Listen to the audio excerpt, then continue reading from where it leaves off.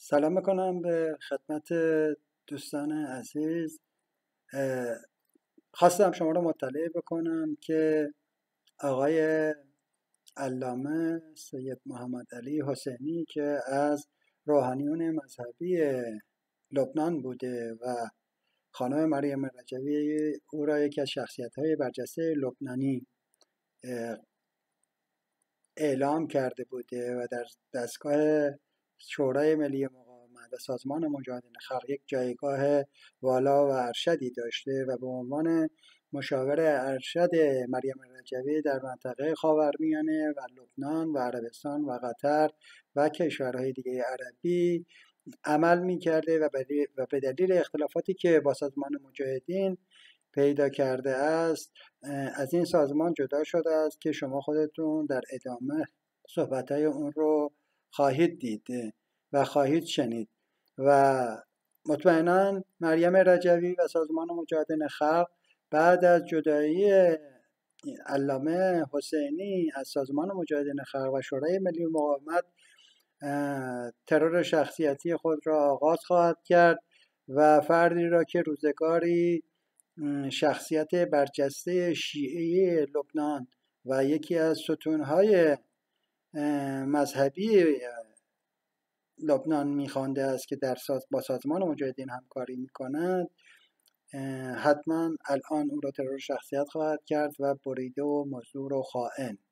بیش از این توضیح نمیدم. شما میتونید عکس ها و سخنان اعضای جدا شده از سازمان مجاهدین خلق و همچنین آقای علامه محمد علی حسینی رو در تصاویر و فیلم های یوتیوبی مشاهده فرمایید. همچنین صحبت های خانم مریم رجوی رو هم تأمل بفرمایید و گوش بکنید که چگونه از آقای علامه حسینی یاد می‌کرده است و حالا که از این سازمان و شورای ملی مقاومت جدا شده است او را چه خطاب خواهد کرد.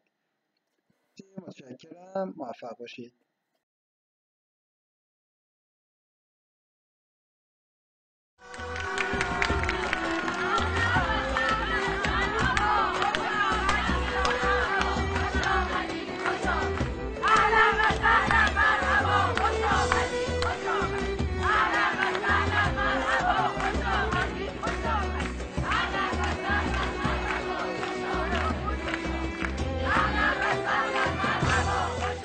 جناب علامه شجاعانه پرچم تشیع علوی و حسینی را در مقابل ولایت فقیه برافراشت و علیرغم همه خطرات و همه اذیت و آزارها در مقابل حزب الشیطان که چیزی جز بخشی از رژیم ولایت فقیه نیست و چیزی جز بخشی از سپاه پاسداران نیست، با تمام قوا ایستاد. کما اینکه از یاد نمیبریم که جناب علامه در دوران اسارت هم برای موضع‌گیری علیه مجاهدین تحت شدیدترین فشارها بود، اما او شجاعانه این فشارها را تحمل کرد و در مقابل دشمن ایستاد و بر مواضع شرافتمندانه و سرفرازانه خود ایستادگی کرد. از جمله شنیدم که در صحن دادگاه ایستاد و با صدای بلند گفت که من با مجاهدین خلق هستم چون آنها بر حق هستند و با آنها باقی خواهم ماند.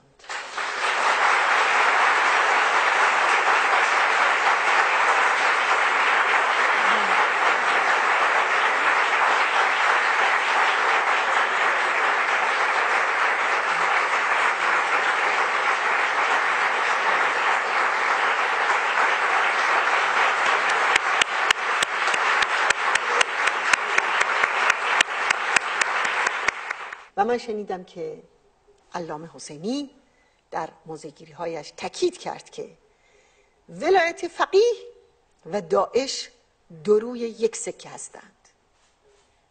هر دو برای رسیدن به اهدافشان از نام مذهب سوء استفاده می‌کنند. درود بر شما با این دیدگاه بسیار درست و صحیح که به خصوص برای برادران لبنانی ما کمان که برای برادران عرب و مسلمان ما بسیار بسیار روشنگر و آموزنده است.